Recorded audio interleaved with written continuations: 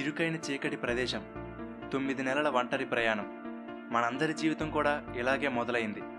తల్లి గర్భంలో మన ప్రయాణం ఎలా సాగిందో, కంటికి కూడా కనిపించని 2 కణాలు కలిసి ఒక శిశువుగా మారే అతి క్లిష్టమైన అద్భుతమైన ప్రక్రియ గురించి, మనం పుట్టకముందు మన జీవితం ఎలా ఉండేదో ఈ వీడియోలో వివరంగా తెలుసుకుందాం. కాబట్టి ఈ వీడియోని పూర్తిగా చూడండి. ఈ ప్రయాణం మనం ఒక్కరమే ఒంటరిగా ప్రారంభించలేదు. ముందుగా పురుషుడి నుండి సుమారుగా 30 కోట్ల శుక్రకణాలు ఒక్కసారిగా స్త్రీ వజైనాలోకి ప్రవేశిస్తాయి. మనిషి శరీరంలోనే అతి చిన్న కణం ఈ స్పెరం. ఈ స్పెరం తలలో తండ్రికి సంబంధించిన జెనెటిక్ ఇన్ఫర్మేషన్ అంతా కూడా DNA రూపంలో స్టోర్ అయి ఉంటుంది. మధ్య భాగంలో ఈ స్పెరం జీవించి ఉండడానికి, ప్రయాణించడానికి కావలసిన శక్తినిచ్చే మైటోకాండ్రియా ఉంటుంది. ఇక తోక భాగం ఈ స్పెరం ఈదుతూ ముందుకు కదలడానికి ఉపయోగపడుతుంది. అలాగే స్త్రీలో ప్రతి నెల ఒక ఎగ్ రిలీజ్ అవుతుంది. మనిషి శరీరంలోనే అతిపెద్ద కణం ఈ అండం. దీనిలో స్త్రీకి సంబంధించిన జెనెటిక్ ఇన్ఫర్మేషన్ ఉంటుంది. ఇలా స్త్రీలో రిలీజ్ అయిన ఎగ్ని చేరుకోవడానికి పురుషుడి నుండి విడుదలైన 30 కోట్ల శుక్రకణాలు ప్రయాణం సాగిస్తాయి. అలా అండం నుండి వచ్చిన స్మెల్ని పసిగడుతూ మనిషి శరీరంలోని అతి చిన్న కణం అతిపెద్ద కణాన్ని చేరుకోవడానికి జరిగే ఈ ప్రయాణం అంత సులువుగా ఏమీ ఉండదు. వజైనాలోని వాతావరణం స్పెరంకి అంత అనుకూలంగా ఉండదు. స్పెరమ్స్ ఎంటర్ అయిన 30 నిమిషాల్లో అక్కడి వాతావరణాన్ని తట్టుకోలేని బలహీనంగా ఉండే 99% శుక్రకణాలు చనిపోతాయి. ఎందుకంటే కొన్ని స్పెరమ్స్ అనేవి బలంగా, ఆరోగ్యంగా ఉండవు. అయితే ఇక్కడ ఒక ముఖ్యమైన విషయం చెప్పాలి. పురుషుడు ఆరోగ్యంగా ఉన్నప్పుడు తయారైన స్పెరం పుట్టబోయే బిడ్డను ఆరోగ్యంగా ఉంచుతుంది. అదే ఒకవేళ పురుషుడు టెన్షన్లు, స్ట్రెస్తో ఉన్న సమయంలో కానీ లేదా అనారోగ్యంగా ఉన్న సమయంలో కానీ తయారైన స్పెరం పుట్టబోయే బిడ్డ ఆరోగ్యం మీద ప్రభావాన్ని చూపిస్తుంది. కాబట్టి ఆ కొద్ది రోజులైనా మంచి ఆహారం తీసుకోవడం, వ్యాయామం చేయడం, మందు, సిగరెట్ తాగకపోవడం, ప్రశాంతంగా ఉండడం వలన బలంగా, శక్తివంతంగా ఉండే స్పెరం తయారవుతుంది. చాలా వరకు స్పెరం చనిపోగా మిగిలినవి గర్భాశయంలోకి ప్రయాణం సాగిస్తూ ఉంటాయి. వీటిలో కూడా అక్కడ ఉండే పరిస్థితులను తట్టుకోలేక వజైనా నుండి ఈ గర్భాశయంలోకి సుమారుగా 1,00,000 శుక్రకణాలు మాత్రమే వెళ్తాయి. అంటే ఇక్కడ జర్నీ ఎంత కష్టంగా ఉంటుందో అర్థం చేసుకోవచ్చు. సుమారుగా ఈ జర్నీ 6 అంగుళాల పొడవు ఉంటుంది. వీటిలో కొన్ని మాత్రమే ఆ వాతావరణాన్ని తట్టుకుని బలమైన మరియు చురుకుగా, వేగంగా ఉన్న వాటిలో 200 శుక్రకణాలు మాత్రమే ఎగ్ని చేరుకుంటాయి. అలా చివరిగా ఒక స్పెరం ఎగ్లోకి ఎంటర్ అవుతుంది.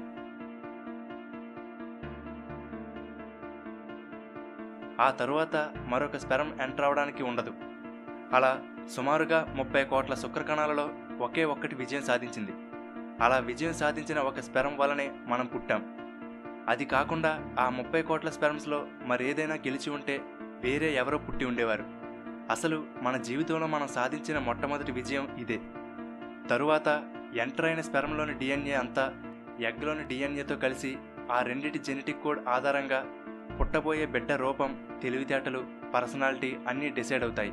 తండ్రి నుండి వచ్చిన స్పెరంలో కొన్ని X క్రోమోజోమ్ని, కొన్ని Y క్రోమోజోమ్ని కలిగి ఉంటాయి.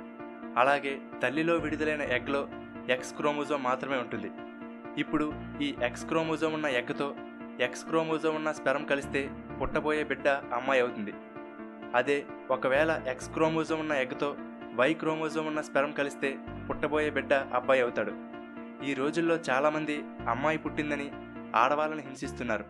కానీ పుట్టబోయేది అమ్మాయా, అబ్బాయా అనేది డిసైడ్ చేసేది మగవాళ్ళ నుండి వచ్చిన స్పెరంలోని క్రోమోజోమ్ అని గుర్తించాలి. సరే, స్పెరం ఎగ్లోకి ఎంటర్ అయిన తరువాత ఎగ్ ఫెర్టిలైజ్ అవ్వడం మొదలవుతుంది. ఇలా ఫెర్టిలైజ్ అయిన ఎగ్ని జైగోట్ అని అంటారు. ఈ జైగోట్ 12 గంటల తర్వాత 2 కణాలుగా డివైడ్ అవుతుంది. అలా ప్రతి 12 గంటలకు ఒకసారి ఈ కణాలు డివైడ్ అవుతూ ఉంటాయి. అలా ఫెర్టిలైజేషన్ అయిన 3 రోజుల తర్వాత జైగోట్ 32 కణాలు ఉన్న ఒక బాల్లా తయారవుతుంది.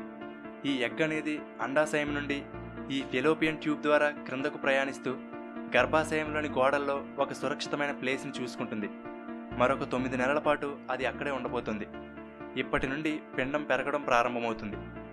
అలా కణాలు విభజన చెందుతూ సుమారుగా 2 ట్రిలియన్ కణాలుగా మారే వరకు ఈ విభజన జరుగుతుంది. ఇక్కడ గుండ్రంగా ఉండవలసిన జైగోట్ అనేది పొడవైన స్తూపాకారంలోకి మారుతుంది. 15 రోజుల నుండి నెర్వ్ సెల్స్ తయారవడం జరుగుతుంది. ఇవే మెదడుగా, వెన్నుపాముగా తయారవుతాయి. అయితే అన్నిటికన్నా ముందు ఆ చిన్న శరీరానికి రక్తం, ఆక్సిజన్ అవసరం. కాబట్టి దాన్ని సరఫరా చేసే గుండె అవసరం. అందువల్ల 22 రోజులకి కొన్ని కణాలన్నీ కలిసి గుండెగా ఏర్పడతాయి. అప్పుడు ఆ గుండె మన వంటల్లో వాడే గసగసాల గింజంత సైజులో ఉంటుంది. మొదటగా ఈ గుండెలోని ఒక కణం కొట్టుకోవడం మొదలవుతుంది. దానివల్ల దాని పక్కనున్న మరొక కణం కొట్టుకుంటుంది. అలా చైన్ రియాక్షన్లా మొత్తం గుండెలో ఉన్న అన్ని కణాలు కూడా యాక్టివేట్ అవడంతో పూర్తిగా గుండె కొట్టుకోవడం మొదలవుతుంది. అప్పుడు మొదలైన గుండె మనం చనిపోయే వరకు కూడా ఆగకుండా కొన్ని వందల కోట్ల సార్లు కొట్టుకుంటూనే ఉంటుంది. ఆ చిన్న గుండె ఆ పిండానికి రక్తం, ఆక్సిజన్ సరఫరా చేస్తూ ఉంటుంది. 4 వారాలు గడిచేసరికి పిండం ప్రతిరోజు 1 మిల్లీమీటర్ చొప్పున పెరుగుతూ ఉంటుంది. 5 వారాల సమయంలో పిండం వేగంగా అభివృద్ధి చెందుతూ పెరగడం జరుగుతుంది. ఎంత వేగంగా పెరుగుతుందంటే కడుపులో ఉన్న 9 నెలల పాటు ఇదే వేగంతో పెరిగితే శిశువు పుట్టేసరికి 1.5 టన్నుల బరువు ఉంటుందట. కానీ ఈ పెరిగే వేగం తరువాత నెమ్మదిస్తుంది. 7 వారాలు వచ్చేసరికి మెల్లగా కాళ్ళు, చేతులు రావడం మొదలవుతాయి. అలాగే కళ్ళలోని రెటీనా, ముక్కు తయారవుతాయి. 8 వారాలు వచ్చేసరికి పిండం కొంచెం మనిషి ఆకారంలో కనిపిస్తుంది. అయితే ఈ పిండం గర్భసంచిలో ఉంటుంది. ఇది యామ్నియాటిక్ ఫ్లూయిడ్తో నిండిపోయి ఉంటుంది. దీనిని తెలుగులో ఉమ్మనీరు అని అంటారు. అన్నిటికన్నా ముఖ్య భాగం ప్లజెంటా. ఇది తల్లిలోని రక్తం నుండి పిండం పెరుగుదలకు కావలసిన పోషకాలను, రక్తాన్ని, ఆక్సిజన్ని తీసుకుని బొడ్డు తాడు ద్వారా బిడ్డకు అందిస్తుంది. అలాగే పిండంలోని అవసరం లేని వ్యర్థ పదార్థాలను తిరిగి తల్లి రక్తంలోకి పంపుతూ ఉంటుంది. 9వ వారానికి తల్లికి వికారం, వాంతులు, ఆందోళన రావడం మొదలవుతుంది. అంతేకాదు శిశువులో మెదడు చాలా వేగంగా అభివృద్ధి చెందుతూ ఉంటుంది. ఎంత అంటే ప్రతి నిమిషానికి మెదడులో 25 లక్షల కొత్త న్యూరాన్లు తయారవుతూ ఉంటాయి. ఇప్పుడు కేవలం తనకే కాదు, శిశువుకు కూడా రక్తాన్ని అందించాలి. కాబట్టి తల్లి గుండె కొట్టుకునే వేగం పెరుగుతుంది. అంతేకాదు శిశువు గుండె కూడా నిమిషానికి 165 సార్లు కొట్టుకుంటుంది. కాకపోతే పిండం పెరిగే కొద్దీ ఈ వేగం 120 నుండి 150కి తగ్గుతూ ఉంటుంది. 12 వారాలు అంటే ఇప్పటికి 3 నెలలు గడిచాయి. పిండం 10 సెంటీమీటర్ల పొడవు ఉంటుంది. ఈ శిశువు ఎముకలు, కండరాలు పెరగడం మొదలవుతాయి. 13 వారాలకు శిశువుకు వేలిముద్రలు ఏర్పడుతుంటాయి. ప్రపంచంలో మరెవ్వరికీ కూడా ఆ ఫింగర్ ప్రింట్స్ మ్యాచ్ అవ్వవు. ఒకవేళ ఆ శిశువు అమ్మాయి అయితే తను మెచ్యూర్ అయిన తర్వాత ప్రతి నెల విడుదలయ్యే ఎగ్స్ శిశువుగా ఉన్నప్పుడే సుమారుగా 20 లక్షల ఎగ్స్ అనేవి ఈ శిశువు అండాశయంలో ఈ సమయంలోనే తయారైపోతాయి. 14 వారాలు వచ్చేసరికి శిశువు తన వేళ్లను నోట్లో పెట్టుకుని చీకడం మొదలు పెడుతుంది. తాను పుట్టిన తర్వాత ఏ చేతివాటం కలిగి ఉంటుందో దాదాపు ఇప్పుడే డిసైడ్ అయిపోతుంది. ఏ చేతి వేళ్లను తాను ఎక్కువగా నోట్లో పెట్టుకుంటే దాదాపు ఆ చేతివాటం కలిగి ఉంటుంది. 15వ వారం వచ్చేసరికి శిశువు ఒక యాపిల్ పండంత సైజులో ఉంటుంది. అలాగే ఆ శరీరంలోని కండరాల కదలికలను మెదడు కంట్రోల్ చేస్తూ ఉంటుంది. 16 వారాలకు లోపల శిశువు కదలడం, తన్నడం, మెలికలు తిరగడం వంటివి చేస్తుంది. ఎముకలు గట్టిపడుతూ ఉంటాయి. అలాగే బొడ్డుతాడు కూడా బలంగా, లావుగా తయారవుతుంది.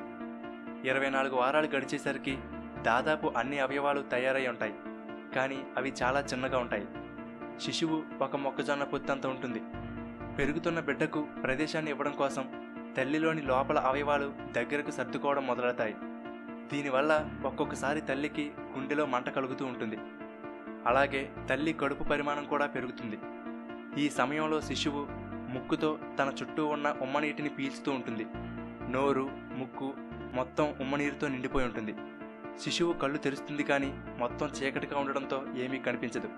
అయితే శబ్దాలను ఎక్కువగా వింటూ ఉంటుంది. కడుపులోని శిశువు తల్లి గుండె కొట్టుకునే శబ్దం, శ్వాస తీసుకునే శబ్దం, తల్లి మాటలను, తన చుట్టూ ఉన్న యామ్నియాటిక్ ఫ్లూయిడ్ శబ్దాలను, అలాగే కొన్ని బయట శబ్దాలను కూడా వినగలుగుతుంది. 26 వారాలు వచ్చేసరికి తల్లికి గాలి పీల్చుకోవడం చాలా ఇబ్బందిగా ఉంటుంది. ఎందుకంటే అప్పటికే గర్భాశయం పెరగడం వల్ల ఊపిరితిత్తులకు స్థానం తక్కువగా ఉంటుంది. మరొక పక్క కేవలం తనకే కాదు, బిడ్డకు కావలసిన ఆక్సిజన్తో పాటు ఎక్కువ శ్వాస తీసుకోవాల్సి ఉంటుంది. అలాగే ఈ సమయంలో లోపల శిశువు ప్రతిరోజు సుమారుగా 1/2 లీటర్ ఉమ్మనీటిని మింగడం జరుగుతుంది. ఇదంతా కూడా పుట్టిన తర్వాత తన సొంతంగా ఆహారాన్ని మింగడం అలవాటు చేసుకోవడం కోసమే.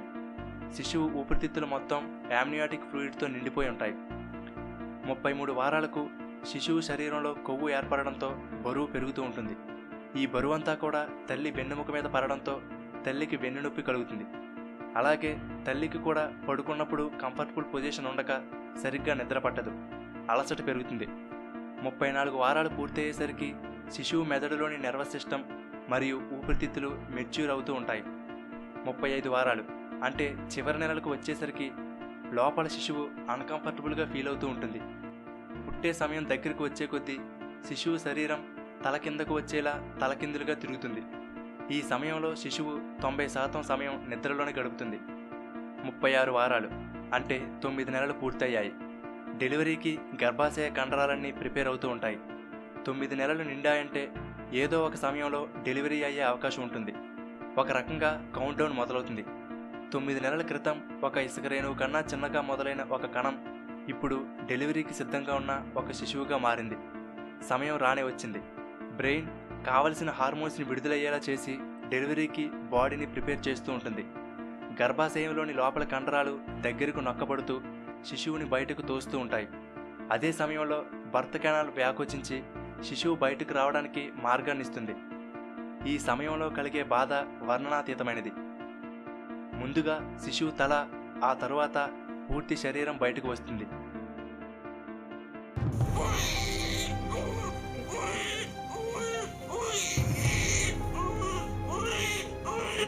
అలా ఆ శిశువు ఒక ప్రపంచం నుండి మరొక ప్రపంచంలోకి ప్రవేశిస్తాడు.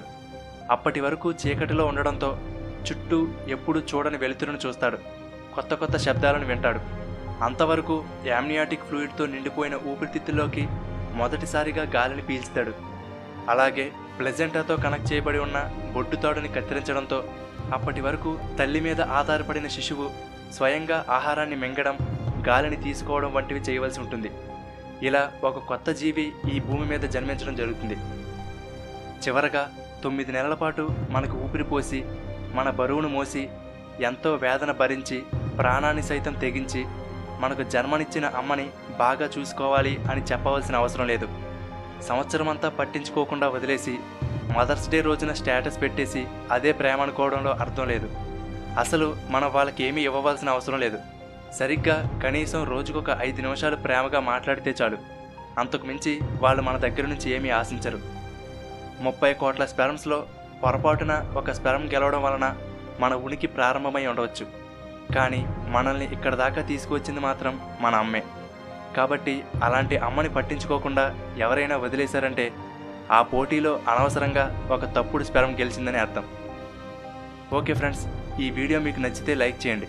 మీ ఫ్రెండ్స్ అందరికీ వాట్సాప్, ఫేస్బుక్ ద్వారా షేర్ చేయండి. Thank you for watching.